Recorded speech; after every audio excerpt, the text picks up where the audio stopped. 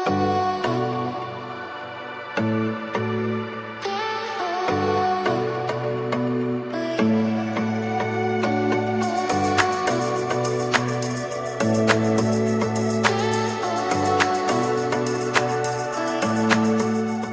to the Australian Hiker Podcast, Australia's longest running hiking podcast, downloaded over 1 million times worldwide and providing you with an Australian perspective on all things hiking. We're your hosts, Tim and Jill Savage, coming to you from Ngunnawal and Ngambri country. This is episode 285 of the Australian Hiker Podcast. And in this week's episode, we bring you part 2 of the Outdoor Adventure Expo 2024. We hope you enjoy. Before we get into today's episode, if you'd like to help support Australian Hiker and this podcast, there are a couple of ways that you can help us out. Firstly, by subscribing on your podcast host of choice so that each episode is available as soon as it's published. And if you have the opportunity, leave us a 5-star review. Another way to support us is go to the Australian Hiker website at www.australianhiker.com.au and click on the Support Us page and buy us a coffee. You can do a one-off donation or become a monthly supporter. All donations are greatly appreciated and help us to continue producing this podcast and blog. Now let's get on to today's episode.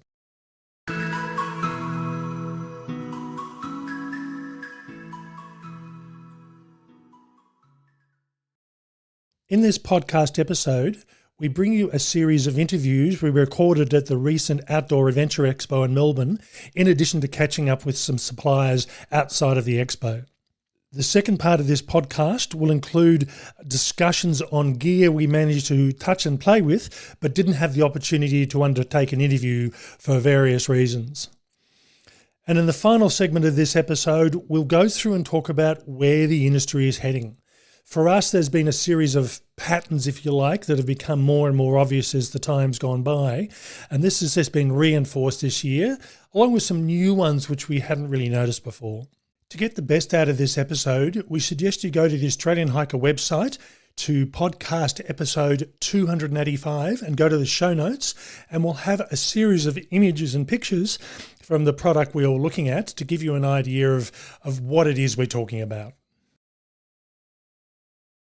So now we're going to talk to Adrian from Outdoor Agencies, and Adrian is the brand manager, amongst other things, for Smartwool. So thanks very much for taking the time to chat with us. Oh, thank you, Tim, and good to meet you again, if remotely. So tell us a bit about Smartwool. I think it's a name that a lot of people may be familiar with, but there are also a lot that don't really know the brand. So what are they, and what's their focus? So I guess Smartwool came around predominantly from the ski scene in the US back in the early 90s. And, you know, at a point in time when I guess the market was riddled with synthetic everything. And, you know, polar fleece was the future, and so was synthetic socks. And they basically realized that there's this really good thing called wool, which, while Australia has an amount of that, and, you know, we grew the country off the sheep's back, so to speak, it wasn't necessarily the case in the US, where it's definitely a beef country, I suppose. So Smartwool grew out of some enthusiasts, some skiers that started making some socks, and then it kind of went global from there. And, you know, being an early adopter of wool, they inspired perhaps a little New Zealand company to launch and I guess really take over the Aussie market in a way that made Smartwool a bit harder for people to find. It was always here and it was always around, but it was definitely smaller. And it's Outdoor Agency's turn to kind of take that on and build that brand and get it around the place. So we're pretty excited to have Smartwool, and where Smartwool started and where they are now is massively different.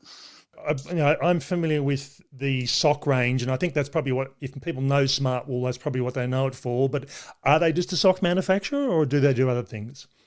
Not at all. They are quite a massive company in terms of what they do. And I guess if we started at feet, you know, there's a sock for every occasion, whether it's a hike sock, a run sock, a colourful everyday sock, a ski sock. And then it kind of goes into, I mean, in the US, they even have a hunt sock. We go up and we're doing a whole version of base layers in a range of different colors and patterns. Then we move into that kind of next layer, and we have a summer range of running apparel that's super lightweight, even in the hottest Australian climates. We have a heap of insulation layers, whether it's that kind of second layer or an outer layer. They had a brief go at doing some wind resistant and waterproof stuff. Then they have their own version of intraknit, which is, I guess, a technical weave beyond just base layer to a high performance base layer, I think is the best way to describe it. So yeah, I mean, their range is massive. We do a little bit of apparel, and we have tried it, and it has been around for a little while. But again, I guess in terms of base layers, there was that New Zealand player who came into the marketplace and absolutely dominated with black thermals here, there, and everywhere. And it's a hard thing to compete with for such a small brand. I suppose, as I said, most people tend to know the socks. So with so many brands and models and varieties of socks on the market, what makes Smart Wool different? Why are they so good? Yeah, that's a good question, and one that probably might take a little while to explain. But I guess the first thing, and the thing that probably stands out as peculiar in terms of talking about a wool sock and the brand Smart Wool, is that Smart Wool are very good at using synthetic and elastic technology to really make their socks stand out and make them adaptable for lots of different applications. No one sock, as you know, Tim, is going to do every job, and it's going to suit every person. So I guess it's important to have a range of heights, a range of cushions, a range of breathabilities, a range of stretches for different applications, and of course, certain fits for certain people. Obviously, women with slightly narrower heels and ankles, they want a specific woman's fit. So there's a lot that goes into, I guess, the technical manufacture of the sock, but then there's also all the other things that we think about when we're buying products, or at least I think we should be thinking about when we're buying products. Where is that wool coming from? Is the farm sustainable?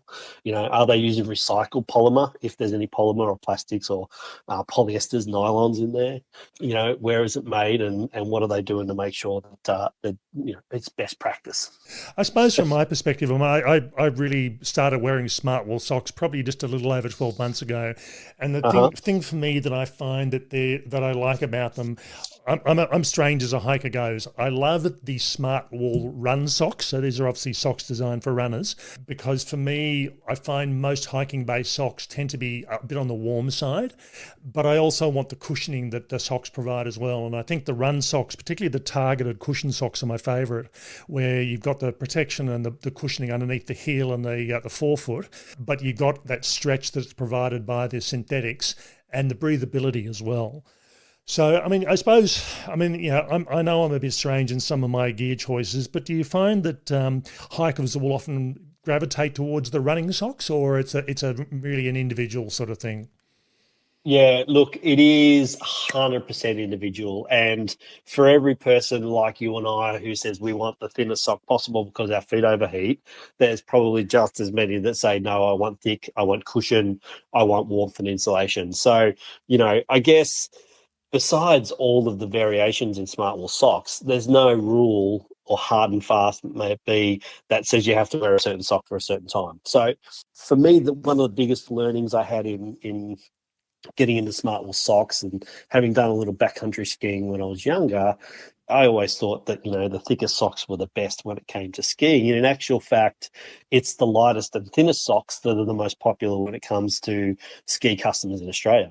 So I guess that goes to your point, and it totally depends on what people are into. So from what we call a silhouette point of view, I guess that's the first thing in terms of what people like. Some people really like to wear a sock that sits quite low on their ankle or even inside their shoe. So they do a sock for those. Then basically, in inch or couple of inch increments all the way up your leg to a full crew sock. So not only is it thickness, but it's also that look of the sock and how it sits on your foot. I don't know, Tim, I think you said that you prefer a lower ankle sock when you're running, for example. Yeah. Yeah, yeah. For me, it's crew all the way. Um, I don't know. Maybe I feel a little naked having my ankles showing to the public, but my little twigs need that covering up. So I go for a crew sock all the time. And then I guess what you were saying before is then there's the cushion options, and so there's basically a zero cushion sock which has nothing at all, and then there's targeted which has an increased amount of cushion on the toe and the heel where we kind of need it most. And along with that, on all of the Smartwool socks, they have basically this thing they call it indestructible wool, and it is that merging of synthetic and wool with more synthetic in those high wear areas around the toe and the heel, so that abrasion doesn't start wearing out your socks. If you had a wool sock that was pure wool inside a boot that was kind of your foot was moving around in, obviously that means it's probably not a correct fit, but you would find that wool sock wears out really fast. So having that indestructible synthetic zone in there just helps the longevity and bang for buck for everyone buying a sock. And then, so we've got zero cushion, targeted cushion. Then we go to a light cushion, and that's mostly for the hike socks. And then a full cushion.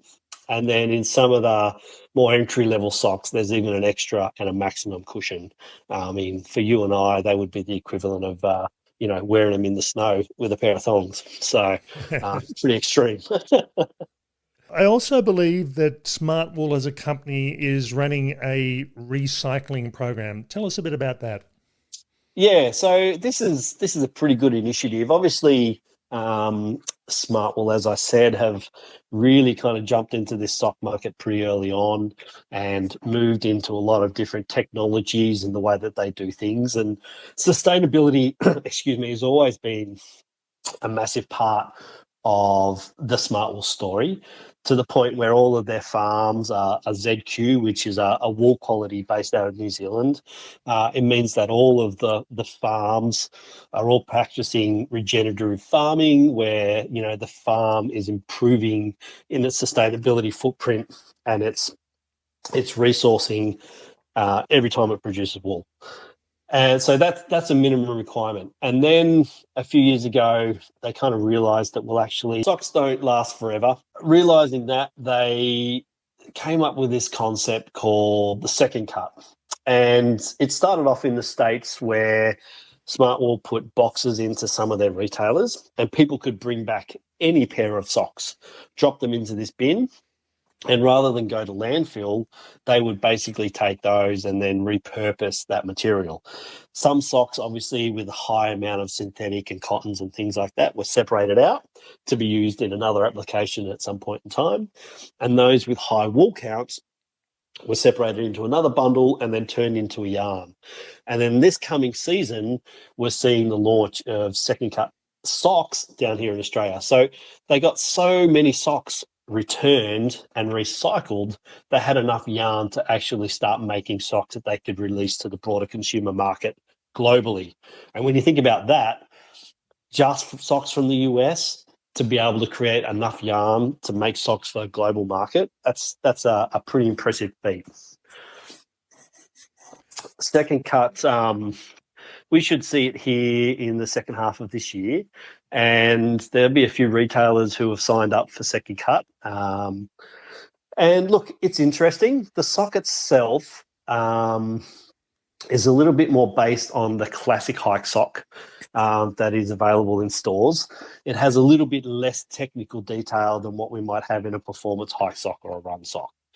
And it can't be called a wool sock. It can be called a recycled sock, because it has new wool, and then it has a certain amount of product that has some wool, but obviously through the recycling process, there is a capture of new wool as well as other synthetics in there as well.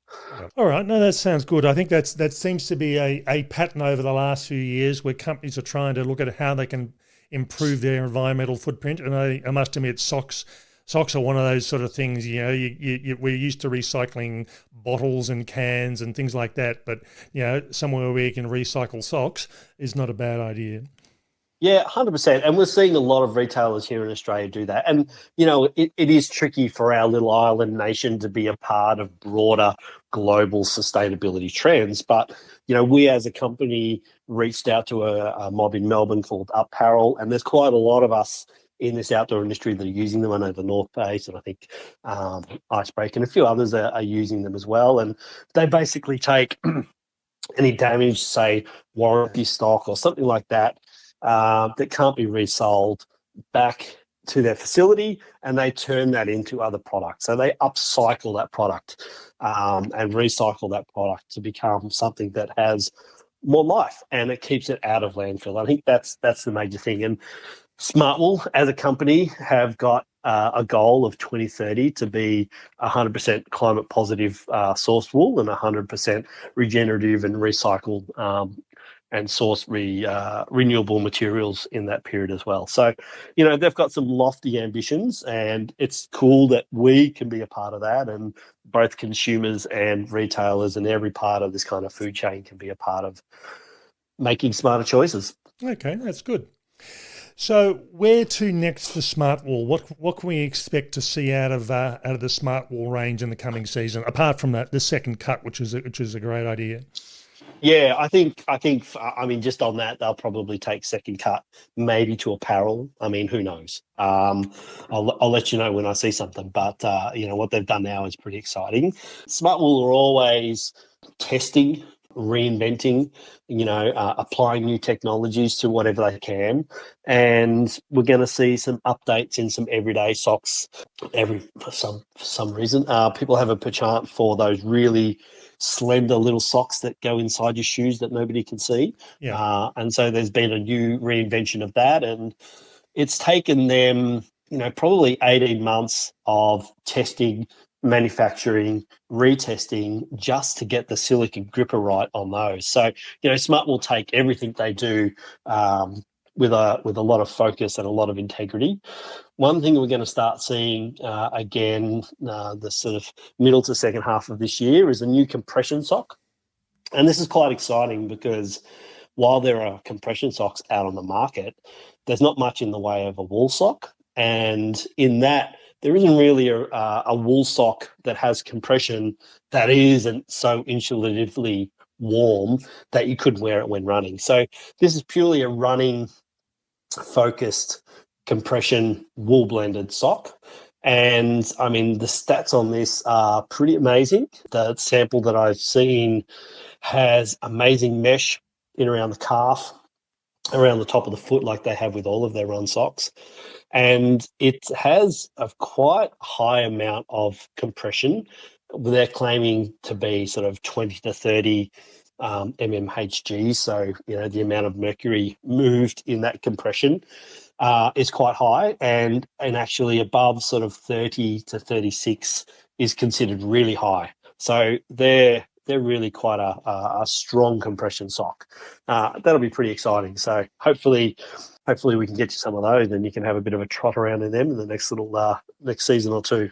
I must admit, I've always been keen on looking at trying the compression socks, because I know on days where I'm doing some really big distances, the lower legs really are sore. So I'd be interested to see if they have an impact on that, or at least minimising that soreness. Yeah, I mean, I've worn compression undergarments when I've done multi-day motorbike and cycling events, and it does make a difference, and it does help you recover. And in fact, I kind of was walking up Threadbow and back down for a downhill race last week before, and gosh, I wish I had some compression socks, because my legs were sore for days afterwards. So, yeah, I'll be really interested to test them out as well. We're going to have quite a few pairs. We've got some retailers on board, and then we'll have some available on the website as well. No, that sounds great.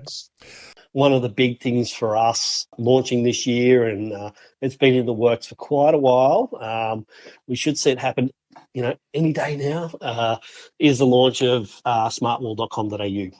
So, we know retailers buy a certain sock, and that's what's available. And then, occasionally you might have a consumer who jumps online and sees all the socks that are available in the US. Well, hopefully we can bring all of those odds and sods and unique socks down here and make them available. We'll also have a smattering of apparel.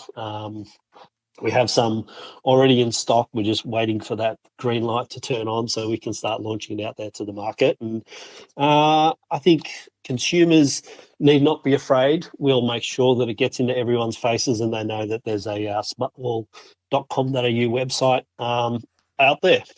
All right, that's great. It's always, as you say, it's always good. It's one thing looking at the worldwide website, but yeah, you know that all these things don't go into every country, and you think, oh, I wouldn't mind trying those, but it just becomes a bit hard. So it's good to see that Australia will have its own Smartwool dedicated website. Yeah, 100%. And look, I guess the important thing to say, being the distributor, we don't want to take anything away from our retailers, and our retailers support the brand and do so many good things with it. And, without them, Smartwool wouldn't exist in Australia. So yeah, we can't have all of our chickens and eggs all in the basket. So there'll definitely be more things available in some retailers than maybe what we have on the site. So, you can't, you've got to look around, I guess is what I'm saying. Yeah, no, that's fine. That's fine. Now, I believe you're also the brand manager for Cool. Tell us a bit about Cool. What? I mean, I'm a Cool fan, but I think a lot of people won't know the name. So, what is Cool, and what are they known for? Okay, so Cool are an apparel company based out of Salt Lake City in Utah. They're an independently owned company, and they've had that same owner since their inauguration back in, I'm going to say the 80s. They started off, a couple of ski bums, a lot unlike Smartwool, started off with a good idea, making this funky little fleece hat. They did really well at selling that to the US market. Then they produced their next product and their next product, and so Cool was born. And it is a range of apparel that has mountain culture at its heart.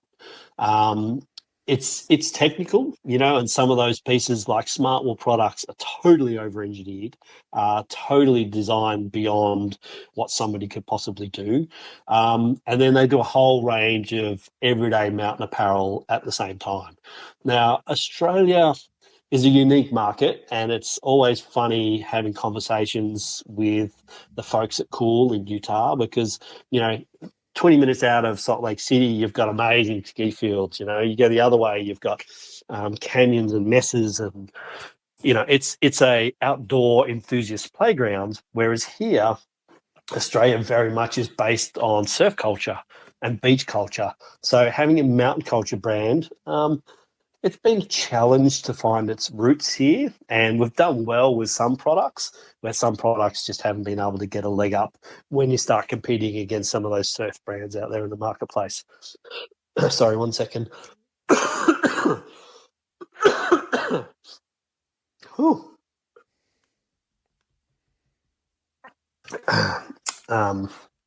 Right. So, Cool, probably best known for their pants, and that's definitely where they have a foothold in the best-selling pants in that outdoor category in the US. Beyond all those other brands, Patagonia's, all of those things, the Cool Rider, the Cool Radical are the pants that just dominate the marketplace, and as a result, they build everything kind of off of that. So, you said you have a pair of Radical pants? Yeah, I've got Radical. My wife, I can't remember which model my wife has, but she also wears. They're almost like a 3/4 pants, and she's a big fan of the Cool brand as well. So. Yeah. I mean, the one thing I like about Cool that speaks to me as somebody who likes the outdoors, I got to that point in my life where I'd kind of had enough of wearing fleece and down jackets and, highly synthetic pants that looked like I was a pro athlete, because I'm really not. I'm just a regular fella. So having Cool there means that I can get a pant that's designed for things that I do in the outdoors without being overly technical. It's an everyday pant. I can go hiking in it. I can do day hikes. I can drive and go forward driving. I can go visiting people. I can go to a restaurant at night, and I don't look like a total hillbilly. So I really like the brand for that and what they stand for. I think, to own a cool product, you have an insight into how over-engineered they are. And, Kevin, who's the owner of Cool, to describe passion would be to have a picture of Kevin. He's so passionate about the brand and what it does and all the people that are a part of the brand story. It's always such a great buzz to go and catch up with Kevin once a year. I must admit, I've been wearing the Radical pants for a few years now, and I must admit I tend to overwear them, so some of mine are looking pretty faded and old, but they're still performing really well, and I just love the features that they've got on them. So it's good to see that they're keeping on going, and I suppose I must admit, from a personal thing, I'd love to see some really bright, leery colours, but I know that they're not necessarily the things that most Australians buy. No, you're absolutely right. I mean, Cool is the epitome of not bright colours. If there was a company that did more browns, I haven't met them yet. Browns and greys are really their thing, and they talk about being understated. Besides being understated in terms of their look, if you have a look at Cool garments, there's no big branding across any of it. On a lot of their jackets and shirts, you might see one small shield on a sleeve, and that's the extent of it. And while that might not be a big thing when it comes to marketing 101, it comes to be a big thing when it comes to reputation and actually backing your product from behind it and not needing to call it out over the grandstand for something that it isn't. So for me, that's a really big thing about Cool. Okay, so we've been talking with Adrian from Outdoor Agencies about smart wool socks in particular, and just touching briefly on Cool. Thanks very much for taking the time to chat with us. Oh, Tim, it's great as always, and I'm sure we'll be talking again about some more great products pretty soon, and stand by for some fancy compression socks coming in the mail. So that was our catch up with Adrian, the brand manager for Smart Wool and Cool from Outdoor Agencies. Certainly with Smart Wool, it is a sock that I do like, and it now has become my sock of choice over the last 12 months. I have tried so many socks on the market, and there are certainly my favourites and things that have been my mainstay for the last few years, which are still very good socks, but I like very particular features in a sock, and Smart Wool just happens to put all those combinations together and produce what I want. So I'm looking forward to trying the compression socks and seeing if they impact my tiredness on my legs after a long day of hiking. And I think the whole issue of this is Smart Wool. It's a wool sock as a base, but also incorporates synthetic, like most other wool manufacturers do as well. The synthetic is what gives it the tension and the ability to bounce back. 100% wool socks, when they get sopping wet, tend to turn into a bit of a bag, and they don't sort of retain their shape until they're dry again. But certainly the way the compression is set up in these socks, it just holds them in place and is really comfortable to use. And it is good to see that there will be smartwool.com.au at some stage later this year, so keep an eye out for that. At the time of this podcast going out, it hadn't gone live, but certainly later in the year is the expectation. The other brand we talked about with Adrian was Cool, and these again are my pants of choice of both Jill and I. I do like leery, bright, loud pants. There's no doubt about it. And those that have looked at my trail write-ups for Larapinta and Overland Track, in 2016 and 2017, would certainly notice that I was wearing some really bright clothing, to the point of people would recognise me by what I was wearing. It was really obvious. But Cool tends to take the opposite direction. They take a bit more understated.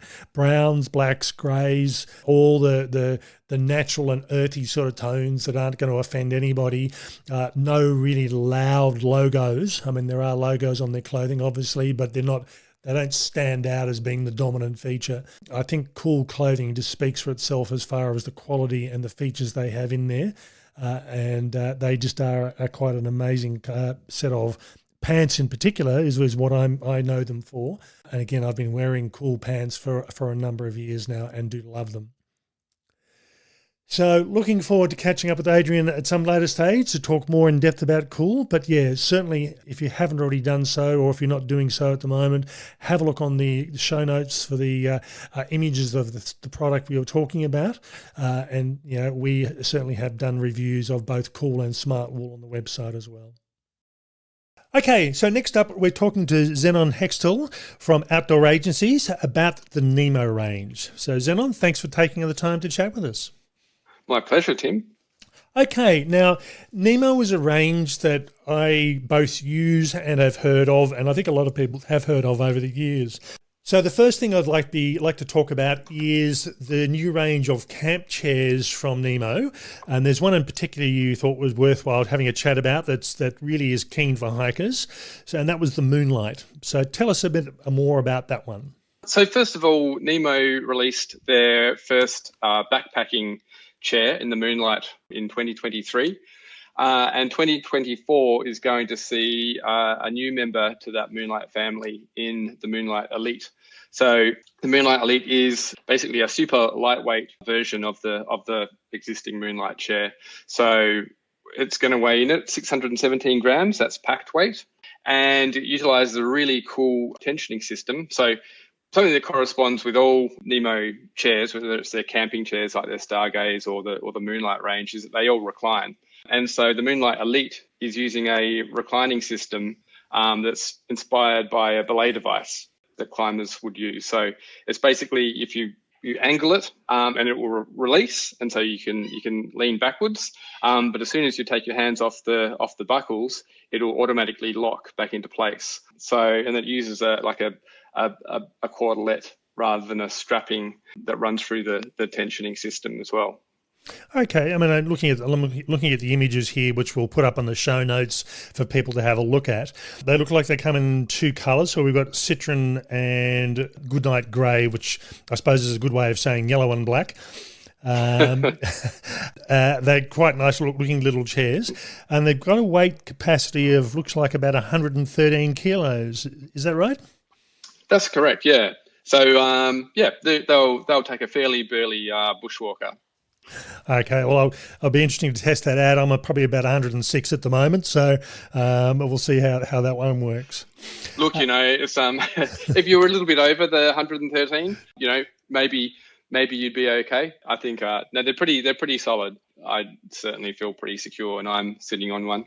And one of the other thing that kind of sets this chair apart from similar products in the market is it's got a platform that doubles as a carrying case. So the platform attaches into the feet of the chair, and it allows the chair to be used on soft surfaces like on the sand, for example. No, I think that's often the thing, isn't it? You if you've got a solid floor or a concrete patio or something like that, it's not a problem. But when you've got soft, wet ground or ground that's not so stable, having that little platform, if you like, that allows it not to sink into the ground is probably quite needed. Yeah, absolutely. Those little, if you've got a 100-kilo person sitting on those little chair legs, they can act like tent pegs in a way, and you can find yourself sinking into the ground quite easily. Now, I noticed as well that some of the other range, things like the standard Moonlight, it'll cope with much heavier hikers, and I think it's from what I'm looking at here is about 136 kilos. So if you are pushing the limits and pushing the friendship with your weight, you may be better off going for a slightly sturdier chair rather than the really lightweight ones, which will probably suit most hikers. Yeah, that's correct. Yeah, and I mean, even the regular Moonlight chair is still pretty decent. You're looking at about 850 grams minimum weight. So that's basically the chair without the little stuff sack. No, that's great. From there, we move on to the new or newish Mayfly Osmo tent. Now, Osmo tents or Nemo Osmo tents have been around for a couple of years now, but what is Osmo as opposed to what Nemo used to have? What's the difference there? So, good question. A little bit of tent history. Back in the good old days, you might remember, Tim. I certainly do. Most high-end backpacking tents would have a polyester fly, and a couple of the advantages of polyester is that it's highly UV resistant. And it's also quite a static fabric in that it doesn't have a whole lot of stretch to it. The downside is that it's comparatively quite heavy. Enter sil nylon fabrics, maybe 20, 30 years ago, and we saw a huge weight reduction in tents, and also the sil nylon was able to match polyester in terms of UV resistance. One of the downsides about sil nylon is that it gets quite saggy when it's wet. So Osmo came about by Nemo it was basically a technical program for them. They wanted to create a super technical tent fabric. So what they did is they created a composite of using polyester yarns interwoven with nylon fabric. So you end up with this grid configurations. You can see the polyester grid with the nylon fabric interspersed throughout. And what it basically does is that you end up with a fabric that 3 times less stretch when it's wet, roughly 20% stronger than the old sil nylon version of Nemo's fabrics. It's got 4 times longer lasting water repellency. And then from a sustainability perspective, you're looking at a fabric that's made 100% from post-consumer recycled materials. And it's also free from PFAS and FRCs. So it's quite a revolutionary fabric. It's had a lot of success with Nemo's existing tents. And so they wanted to unroll Osmo into a tent that had a more price-pointed focus. So enter the Mayfly for 2024, and it's going to be available in both a 2P and a 3P. Now, what is different about the Mayfly compared to the other models of tent? Why bring out a new tent, and what's so special about the Mayfly? Look, Nemo's other tents, say Hornet and Dagger, they are utilising poles and other pieces of equipment that are made from external manufacturers, so DAP poles, for example, which are, probably highly regarded as, or often regarded as the best poles on the market. So Mayfly is, like I said, they're trying to keep the price down a little bit. So it's using Nemo's proprietary hardware. So we've got their elements materials, such as the hubs, anchor points, and poles. And not only does that trim back a little bit on weight, but it's also keeping the price down on this particular tent. So, Dagger, for example, fabulous tent, but it's pushing $1,000 these days. And in the current market, a lot of people struggle to fork out that sort of cash for a 2-person tent. So the Mayfly Osmo 2P, by comparison, is going to be a $700 tent in the Australian market. So you've got these fabulous technical fabrics in the Osmo and also the Nemo Elements hardware, but at a price point that a lot of consumers will find more agreeable. Yeah, no. And now in relation to the 2-person tent, what are we looking at weight-wise? So the 2-person tent, minimum weight, which is, a bit of a funny weight because it doesn't include pegs. And you do need pegs to pitch this tent, but minimum weight, you're looking at 1.37 kilos. And the 3-person tent, you're looking at 1.63 kilos. So it comes in, packed weight, you're looking at about 1.5 and around about 1.7 for the 3P. Well, that's still a fairly lightweight tent. I think anything under 2 kilos with everything you need is still a pretty good weight. Looking at the images here, it looks like it's a good size. You can comfortably sit up inside this, and it looks like there's a reasonable amount of space. So I think for the price it'll be a very popular tent once it does actually hit the market. Yeah, absolutely. And look, I think for people who are for a more spacious 2-person version, I think we're going to sell a lot of 3P tents to people who are seeking a roomier 2-person alternative. Yeah, and given you're only talking about a matter of a few hundred grams between the 2 and 3 person, as you say, for the sake of saying, well, okay, I'm carrying a few hundred extra grams, but I've now got a bit of luxury space-wise in the tent. That's right. Yep. Any other special features or any other differences that people are going to need to be aware of? I noticed we're still using the greeny colour-looking material. Is that right? Yeah. So the green is kind of Nemo's. They like the colour green. It's in their logo, and they definitely see their use green in a lot of their products, and it continues in a slightly paler version, might we say, for the Mayfly. The only other thing I'd probably add is there is obviously a footprint available both for the 2P and the 3P, and the weights don't factor in that footprint, and nor do the price. It is purchasable separately, but I would highly recommend using a footprint with this, or any tent, whether it be Nemo or any brand, any tent that where a footprint is available. I think it's pretty much mandatory these days. Yeah, no, that's fair enough. And it's, if you're just camping on grass and that's it, and you're not going anywhere else, you're probably fine. But as soon as you take it on the Larapinta Trail, I think definitely you need a footprint for something like that. For sure, yep. Now, from there, we move on to a range of Nemo sleeping bags. Now, this is a range I'm not really familiar with, so tell us about the Nemo sleeping bags. Yeah, sure. So there's a lot of sleeping bag brands out in the market, and they all kind of do the same thing. So Nemo, with its sleeping bag range, kind of wanted to do things a bit differently. So they have a couple of what they call spoon-shaped bags in their range. Here we're talking about the Disco and the Riff that are going to be new for 2024. And they're a great sleeping bag for anybody who doesn't particularly like the confined feeling of a more traditional mummy style bag in Australia, or a tapered rectangular bag. So it's almost like shaped a bit like the number 8. It's a little bit roomier across the shoulders, and then it's a little bit roomier across the knee area too. So it's really awesome for side sleepers, particularly, like I said, if they're claustrophobes or just want to have a little bit more comfort in the way they're sleeping. So the Disco and the Riff are essentially the same bag.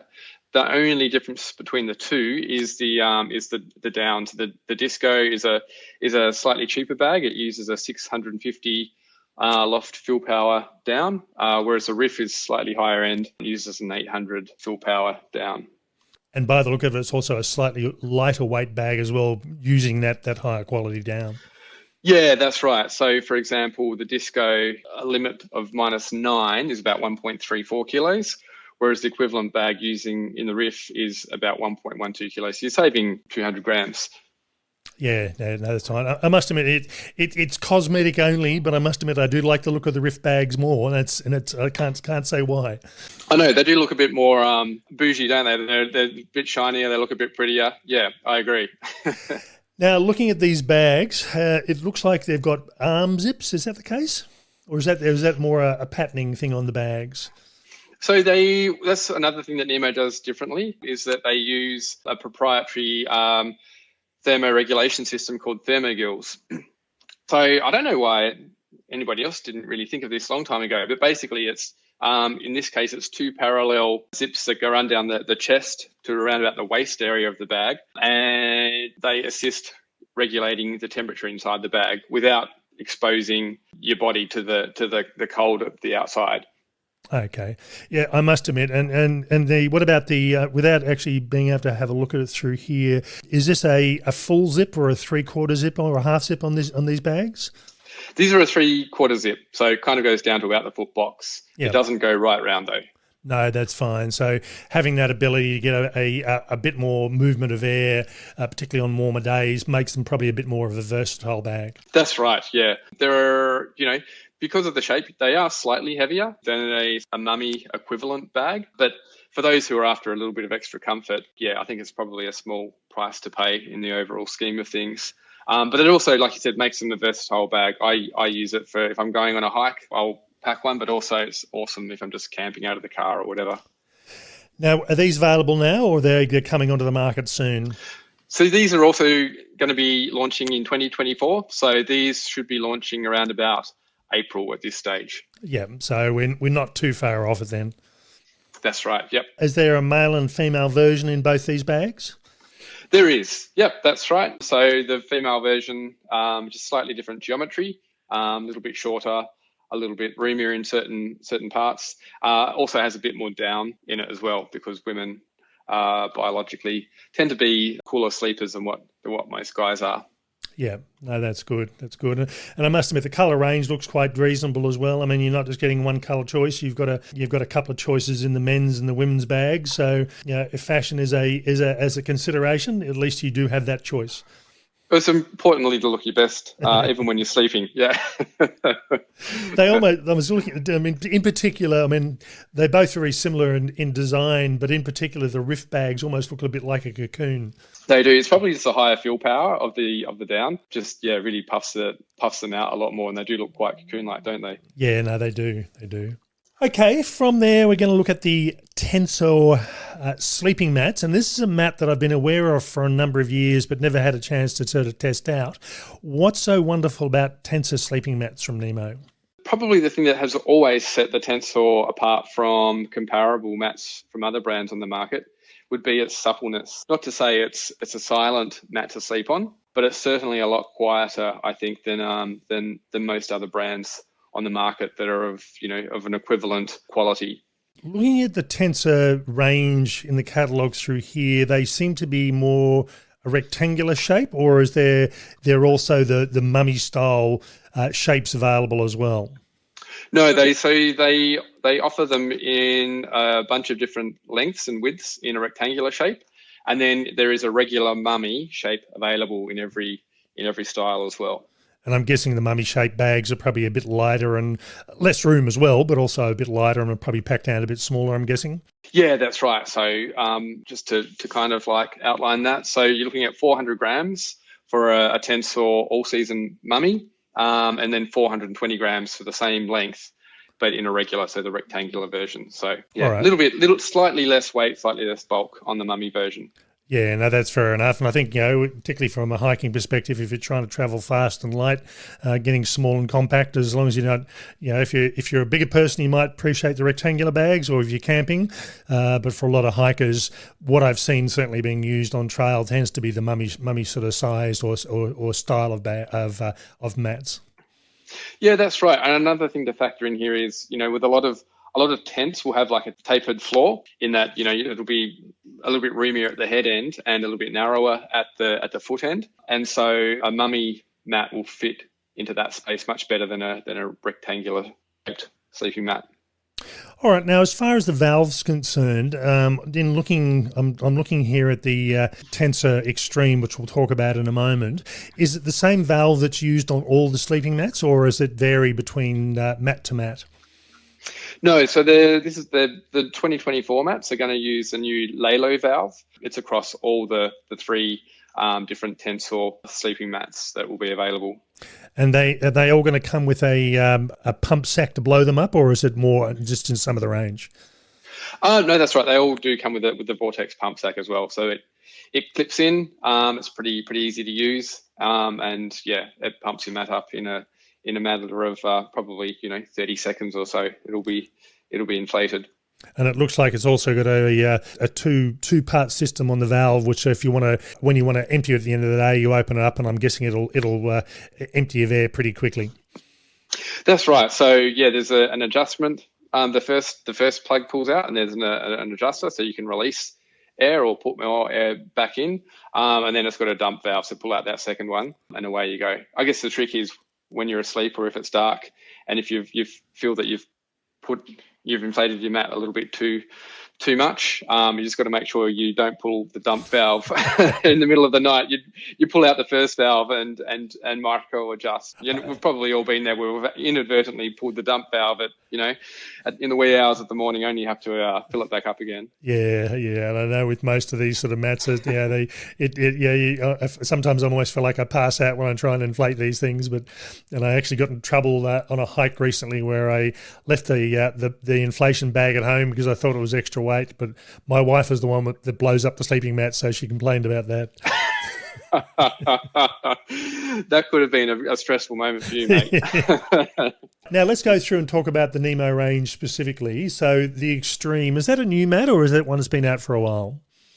So basically the Tensor Extreme will replace the old Tensor Alpine.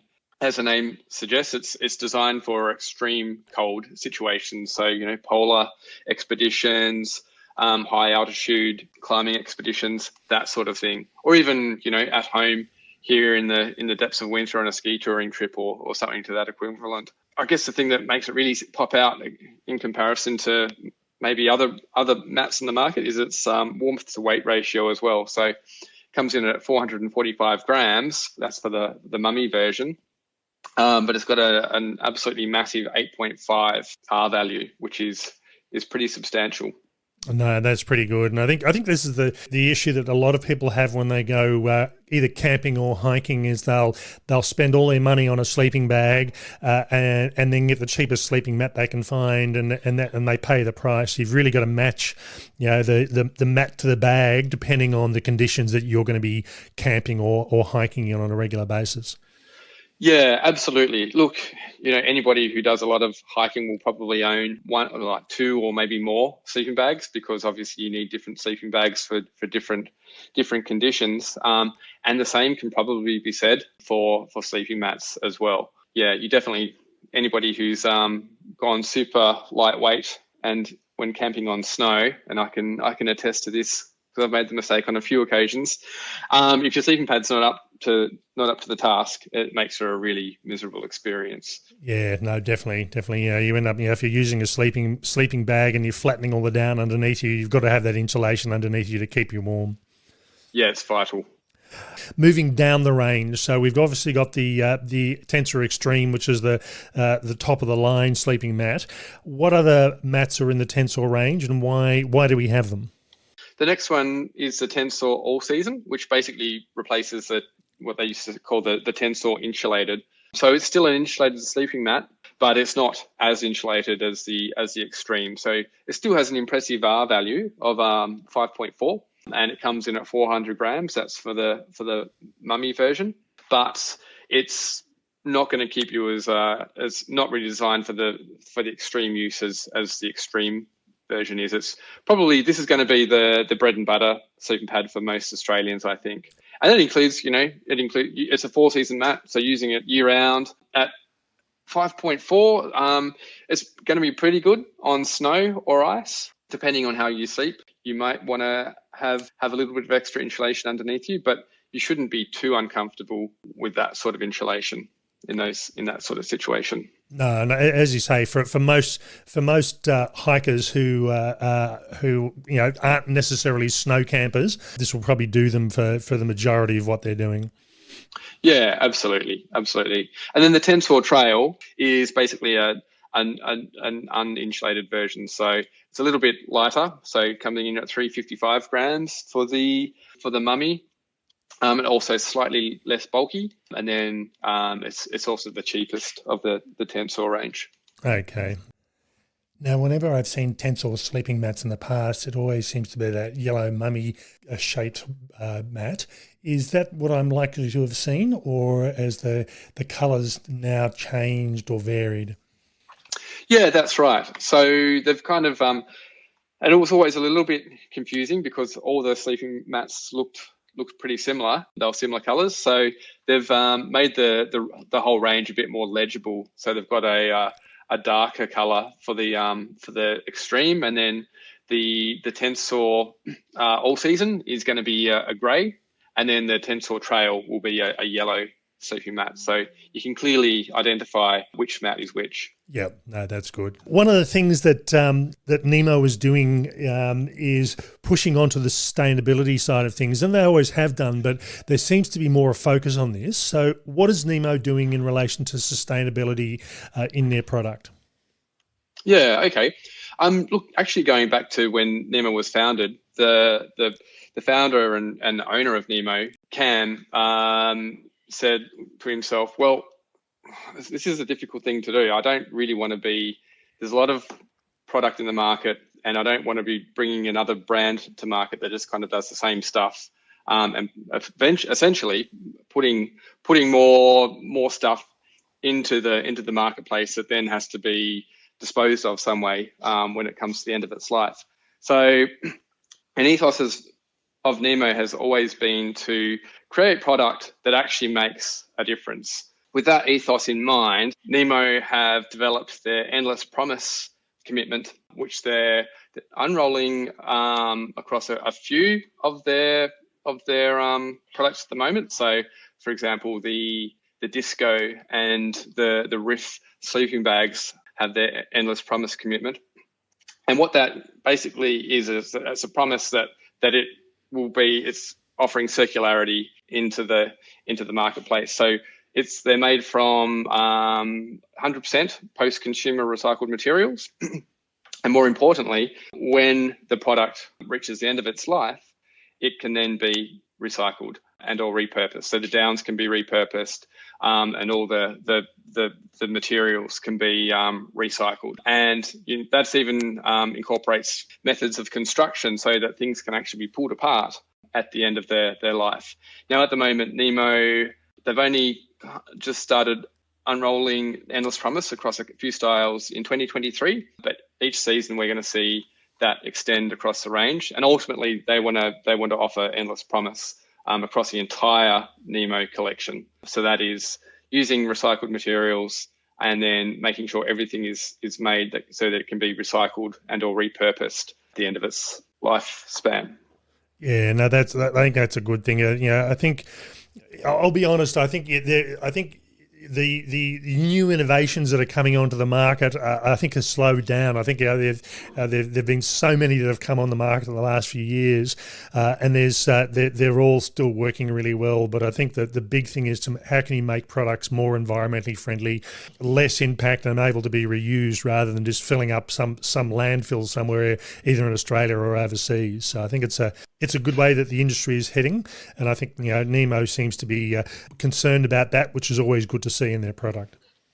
Yeah, absolutely. And it was just a couple of weeks ago, actually, the Nemo, or a couple of the Nemo crew came out because whilst Endless Promise is, they've teed up with a bunch of partners to facilitate the end of life processing of their products in North America and Europe.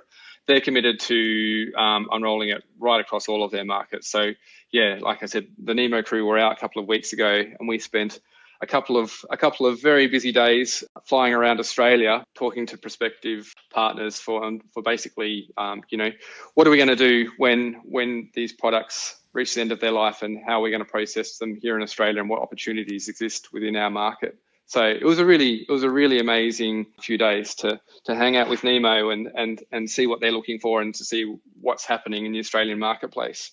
Yeah, no, that's good. I think it's, as I said, it really is good to see the industry heading this way. I think a lot of industries, worldwide seem to be heading down this path. But it's good from a hiking perspective. It's like, what do you do with this stuff at the end of its life, and can it be recycled? And that's always good to know. Or are you buying material that has been recycled already? So it's quite handy. Yeah, absolutely. Okay, so we've been talking with Zenon Hextall from Outdoor Agencies on the Nemo product range. There's certainly some good stuff coming to the market in the coming months, and it's going to be good to see and test those out when we get the opportunity. So thanks for taking the time to chat with us. My pleasure, Tim. Thanks for having me on board. So that was our interview with Zenon from Outdoor Agencies, who manages the Nemo range of products. And it's an odd range for me. I have been a fan of Nemo for a while. And in fact, my solo hiking tent has been a Nemo tent since 2018. But I've never had the opportunity or the chance to actually have a good look at the range and a good talk about the range. And hopefully over the next couple of months, I'll be getting a chance to do some testing out to see what else is available. The product range is quite large, and I think it's like a lot of products that there's a huge range in Europe and the US, and we only seem to get a smaller range here in Australia. But it appears that they're trying to remedy that and trying to get a much larger range into the stores. So it's good to see, because they do have some good products. So we had a good coverage of the range of product, which we basically cherry-picked across the range. So the new range of lightweight outdoor furniture, and they'd always had chairs in the past, but they've gone through and making them lighter and lighter and making them more accessible to hikers as opposed to just campers. The range of sleeping bags, again, is another range which is, there's so many sleeping bag models and varieties and brands on the market. It's always good to see brands that differentiate. And as I said, when you look at these, the ones in particular that we talked about, they pretty much look like cocoons, and that's just the best way to describe them. Just the shape and almost the appearance of them, that's what it reminds me of. But they've got some little unique features that I think do differentiate them from other product in the market, and I think that'll make them quite popular. We then talked about the Mayfly Osmo, which is one of their newer tents in the range. And again, it is price pointed. It isn't cheap. When you're talking about roughly $700 for a tent, it's getting up there. But when their top-end hiking style tents are around $1,000, it makes it a bit more accessible to more people, and in addition provides a larger space. So this is not a tiny two-man tent. It's a two-man tent, or a three-man for that matter, that has the ability to have a bit of space in there as well. So I think they will do well on the market. And again, the two-man and three-man, I think we're roughly around about 1.5 and 1.7, 1.8 kilos in weight, which is still classed as lightweight as far as tents are concerned. So again, it's going to be good to see how they go in the market, but I think they'll do well. We then went on to talk about the new upgraded Tensor range of sleeping mats. Now, Nemo Tensor has been one of those sleeping mats that's been around for quite a few years. I haven't had a chance to test it out, which we hope to remedy in the coming months. And I think, again, all the brands of sleeping mats have their points of difference. So again, they've got a range of really, the extreme, which is the really cold weather one. They've got the mid-range one, which they said is going to suit just about everybody on the market, and an R value of approximately 5.4.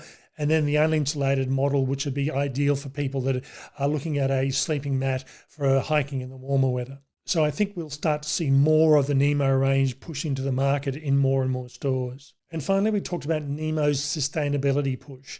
And again, like a lot of other companies, they're doing the right thing. They're using recycled products. They're making their products in a way that they can be stripped down and recycled at the end of their life.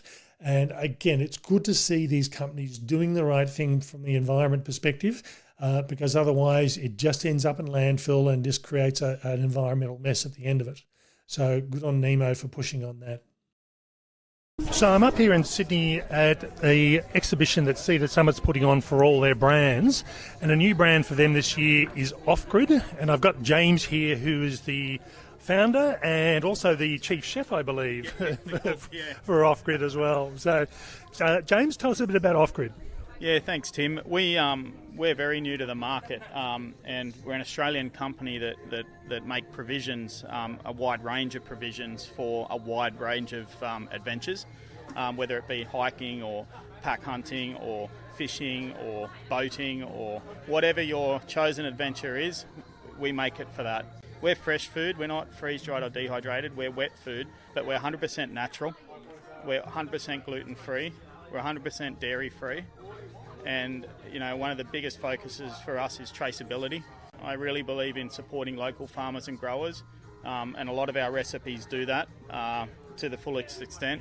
One of the biggest things is that we like to focus on is over 70% of the ingredients that we use are wholly Australian. All right. Now, what are the key ranges that you've got for the release? Yeah, I think the biggest thing to talk about would be certain things like the wet food, but not butter chicken, potatoes and saltbush. The potatoes come from the Gippsland region. The not butter chicken is called not butter chicken because we don't put any butter in it. It's got coconut, so we're pretty blunt in our advertising, a good Aussie way. And then I'm doing go packs, so we can do tailored packs, but we're also doing store packs where people can just pick up a 12 to 24 hour sort of hike pack or adventure pack, and it's got hydrates, it's got all the things you sort of need just to get away for a quick overnighter. Everyone's time poor now, and we just think that's a really important little thing. All right. Now, you've got also things called fire sticks, which I have tasted, so tell us about those. Yeah, so the fire sticks are all natural as well, gluten-free, dairy-free. They're made of pork. They're roughly about 42 grams of protein per serve, so really high in protein. And we do a natural, which is not too spicy, and we do a spicy that's very bloody spicy. So yeah. Now, I must admit, I've tried these, and as a spice lover, I'll disagree with you there. I'd say the spice lover isn't overly spicy, but for a lot of people it probably will be. But for me, I love it. And one of the things I found with this type of product is the things you get out of the supermarkets, they're nice and convenient, and they're nice little single serves, but they don't taste particularly good. Whereas these ones are really nice. Oh, thank you, Tim. I appreciate it. And, we put a lot of heart and soul into it. And I just think, going forward, adventure food doesn't need to be food that you have to eat. It should be food you want to eat. No, that's true, and I must admit, life's too short to eat bad food. Now, one of the things I like about the Fire Sticks as well, it comes in a packet, and the packet lasts for 2 days once you've opened it. And the conversation we're having before this interview was good luck making it last 2 days. But yeah, that's always the thing. As soon as you open packets, you've got basically a meat product that's going to not last for a week or so, but as I said, I don't think you're going to leave it sitting there for a week. It'll go in a couple of days, particularly if you've got a couple. So I think they'll do well. Yeah, thank you very much, Tim. And we're very young. We're enjoying the industry, and meeting some wonderful people. So yeah, thank you. All right, thanks very much for taking the time to talk with us, James. And we'll actually go through and put some images and some links up so you can see the specific product. Not all available in the shops just yet, but not far away. So looking forward to seeing it come onto the market. Yeah, thank you very much, Tim. Really appreciate it. So that was our very short interview with James from Osgrid. Now, it's an interesting product range. As James said, this is not a freeze-dried or a dehydrated range. It's a fresh food range. So, weight-wise, when you're looking at a lot of hiking meals range between sort of roughly the 100 to sort of 150, 180 grams for up to the two-person servings. These really are basically a cooked meal that's basically been sealed away, and you just essentially heat it up in the water to eat them. But it is fresh food. So we had a chance to try one of the curries, and it was quite nice. So I will be doing some reviews of these in the coming weeks and months. And I think it's one of those sort of things where, is it for hiking or is it for camping? Definitely from a camping perspective, I think they'll do really well. From a hiking perspective, for a day, maybe 2 days, I don't know if I'd want to be carrying 10 days worth of food at 250 grams. That would certainly add up weight-wise overall. But it would be good to throw one in a mix just for a bit of variety. But it is good to see companies coming online that aren't trying to copy what's already in existence, but to create something new and create something that's a point of difference.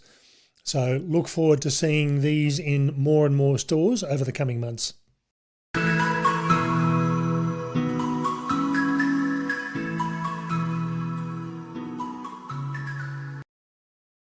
And in this next section, which we've called Things to Keep an Eye Out For, we managed to see a lot of gear and talk to wholesalers, but we didn't get an opportunity to interview. So we're going to talk a bit about things that we thought were exciting and are worthwhile keeping an eye out for that haven't hit the market quite yet at the time of the release of this episode, but aren't too far away. Now, the first one is the Cedar Summit range of sleeping bags. And Cedar Summit has gone through and updated cosmetically their sleeping bags, and they've added a few new features across the range as well. But probably one of the things that sort of excite me in some respect, and it's pretty basic, I suppose, is they've renamed their range.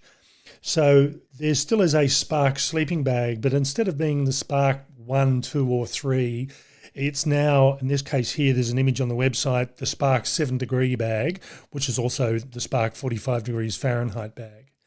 Now, what that means is if you're looking across the Cedar Summit range, trying to compare sleeping bags and work out what's similar and what you want to go for, you can look at a sleeping bag and say, well, okay, here's a 7 degrees Celsius bag, and the Spark is a men's bag.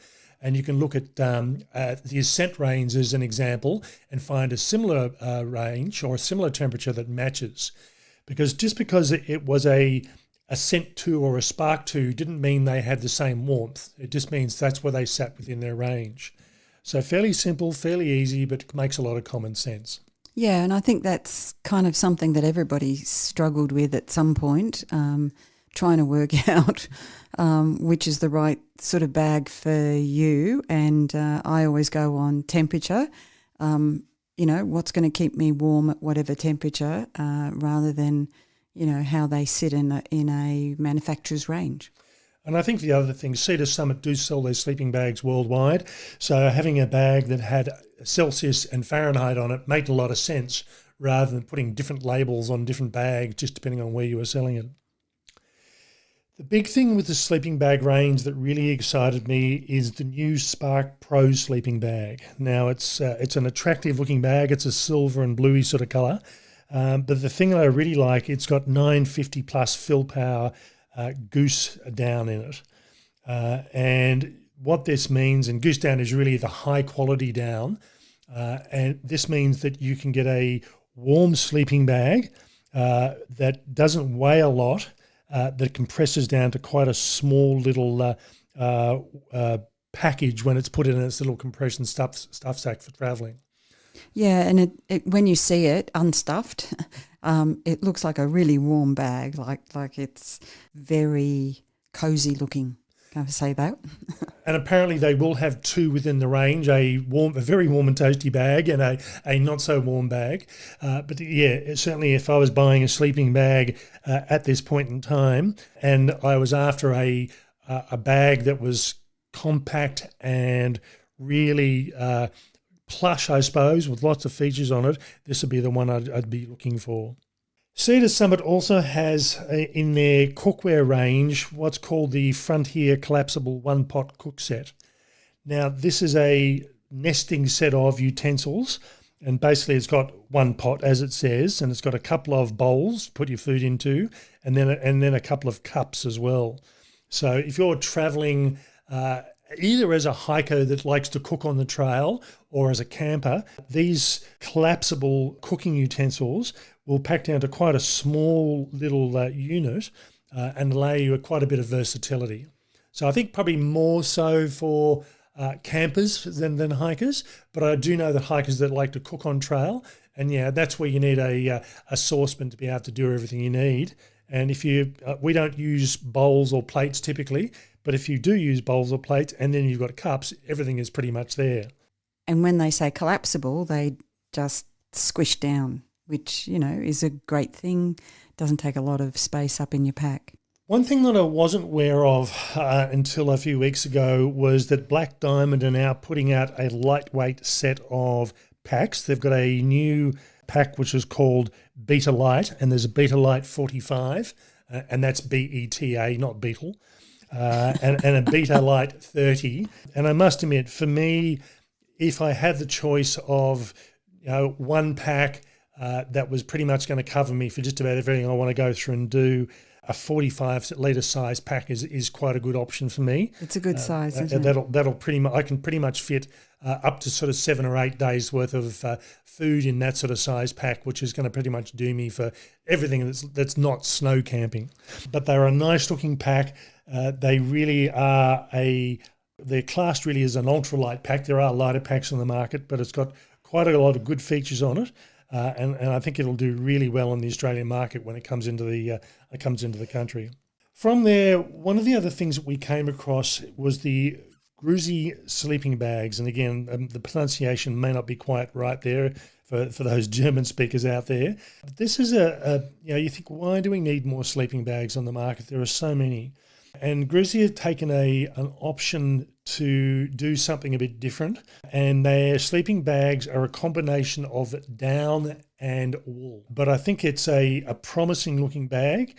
I'm not going to say attractive or unattractive. They're a good looking bag, there's no doubt about that. But I think just the features that come in there are going to be something that will do well. And I think you expect to see these on the market more commonly over the next year as they become more available.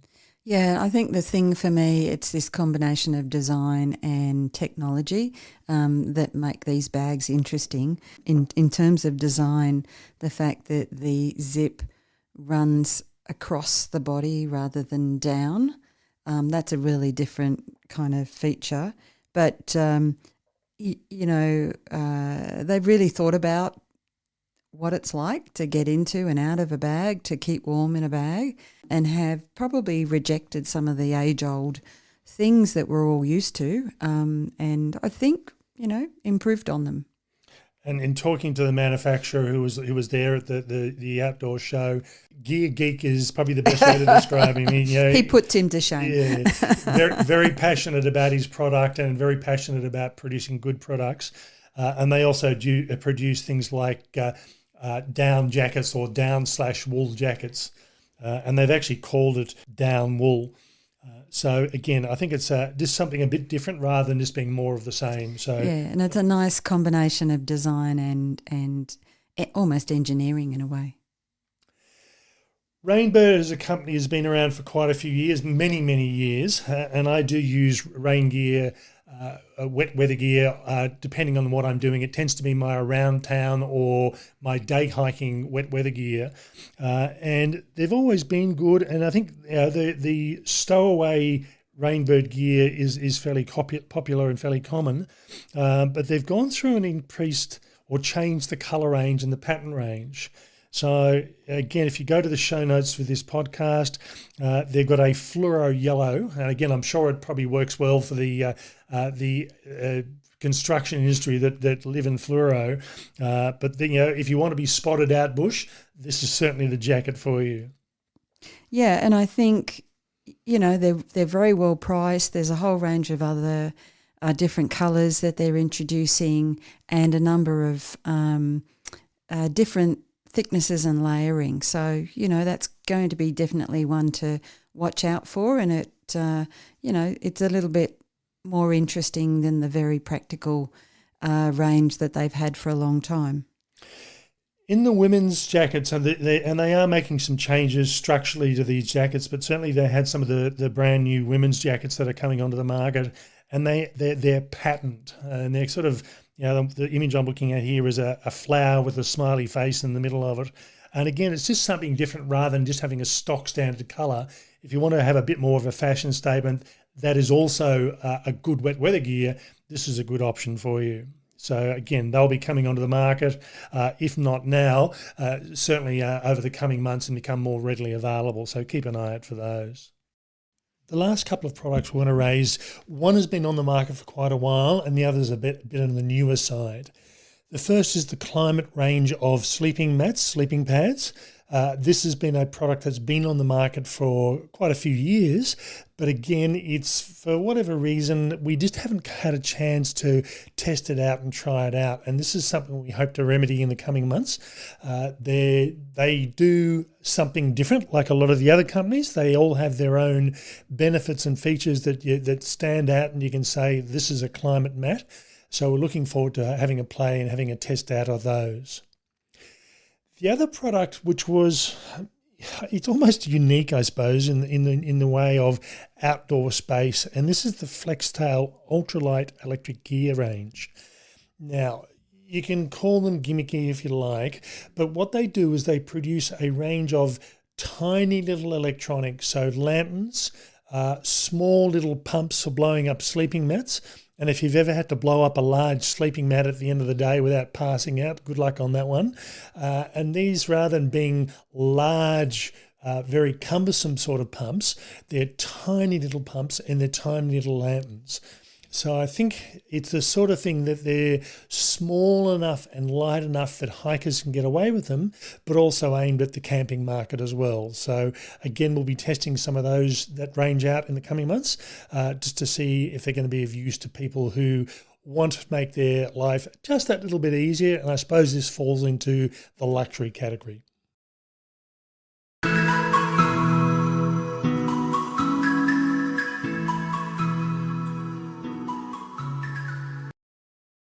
From here, we just want to talk about where is the future of outdoor gear going. And this is something that I am a self-confessed gear geek. I like to know all the ins and outs of gear and how it's marketed and everything else. And the things that have been very obvious to me in the last few years, but more so this year, is there's a few key themes, I suppose, that are becoming very, very obvious. Now, smaller companies are now being consumed by large conglomerates. So ultra running shoes, and those people that are into zero drop shoes and have wide feet will know the ultras. They have been purchased by a large conglomerate. In December last year, Topo Athletic Shoes was also purchased by a large conglomerate. And there's a number of other well-known brands that you may not be aware of that have a large company now sitting behind them. And this seems to be a common sort of theme. When you're trying to look at a worldwide market, I think being the little mum and dad sort of venture works well to a point, but eventually you get to the stage, if you want to grow, you've got to start spreading worldwide. and that becomes really difficult. And that's where having the big companies behind you is something that really does help. Certainly from a retailer's perspective, that isn't going to make a lot of difference. But I think what that has meant is these large companies have taken a fairly pragmatic approach to, we can't keep on producing new stock year in, year out. It's an expensive way to do things. And so as a result, many companies are now moving to a 2-year upgrade cycle. So I can remember going back to ultra running shoes again, that when I first started wearing ultras, there was the Ultra Lone Peak 2.5 and then 3 and then 3.5. And there wasn't really a lot of difference between them. Now Ultra's moved to Ultra 6, Ultra 7, Ultra 8. It's a 2-year release, and 1 year after they release them onto the market, they then tend to release a whole new batch of colours without changing the style or any features on the shoe itself. So I think that's actually quite a good thing. I mean, in my case, I will go through 4 pairs of trail runners a year, doing roughly 3,000 to 4,000 kilometres in them. And it's the sort of thing that, sometimes it's like, well, I only just bought this last year. Do I really need a new one? And you almost feel guilted into buying it because you want the latest and greatest. Whereas now it's not so much of an issue. And that is a more environmentally friendly as well. You're not having to get rid of old dyes that you manufacture these things in. You just have to change the colours, and that's pretty easy. That leads us on to the environmentally sustainability. And now just about every outdoor company is pushing into sustainability in one way or another. So if you listen to the earlier part of this podcast where Smart Wool was talking about recycling their socks and producing new socks, it's a really good idea. I mean, how many pairs of socks do people throw out every year? And quite often they end up in landfill rather than being going into the second-hand shops, because usually when you throw them out, they've had it. So in this sort of circumstance, recycling materials, using recycled materials in the manufacturing process, using more nature-friendly chemicals. So PFAS as a chemical is pretty much disappearing off the market for just about all outdoor suppliers. And PFAS is a fairly nasty sort of chemical that tends to live in the environment for quite a while. Yeah, it's an interesting one. But even, if you're starting from the basics of reduce, then the fact that they're not generating new products every year, or the same product with a different colour, or some, if it's some shoes, some different lacing or whatever, that's actually much more sustainable and a much more environmentally responsible thing to do. So it's funny, while they might not be doing that because the market's not there, there are all of these other benefits because they're not creating unnecessary consumer products. They're updating them and they're improving them when they're needed, rather than creating something new. I think for consumers, we probably need to get our heads into that as well, because we do walk into retail stores and we do look around for the brand new thing that might be a brand new colour or, a slightly different shape. And I think, we're probably going to see a little bit less of that. And that's a good thing, and we need to embrace that, and we need to encourage the wholesalers and the retailers to continue with that theme. Now, I come from a design background, and the old adage cradle to grave for a product lifespan, we were always taught cradle to cradle. So you create something, it goes through a life cycle. You don't just throw it away. You look at what you can repurpose it into. Do you turn it into another piece of clothing or turn it into something totally different, rather than just burying it in the ground and moving on to the next product and the next hole in the ground? So it's good to see that the outdoor industry certainly is playing a big part. And I think given the way they're going, it's quite amazing to see where they'll end up in the next sort of 4 to 5 years. Yeah, and we should acknowledge that there are a lot of companies that have been doing this for a while, and it's not just about what they're using in their materials. It's connecting the life cycle and being able to trace back to make sure that there aren't other implications like modern slavery and so on. So, I think it's a good direction, and again, as consumers, we should support and applaud. The other trend that's definitely become very noticeable, I think most hikers that are getting out there and being active over the last 5 to 10 years will have noticed, is the change to the meal availability for outdoor activities. Oh, yes. 10, 20 years ago, you were very limited with choice. There weren't too many outdoor companies around. There was a limited range of what was there, and quite often the quality of food wasn't up to what you would expect to eat at home, and that's fine. That's not a problem. But if you're doing long trips, I love my food, so I like to eat really good food. I have to say, some of those meat, and I'm doing inverted commas, meat meals that we had very early on were very, very ordinary and had some, really disastrous biological impacts with 2 people living in a very small tent. But anyway.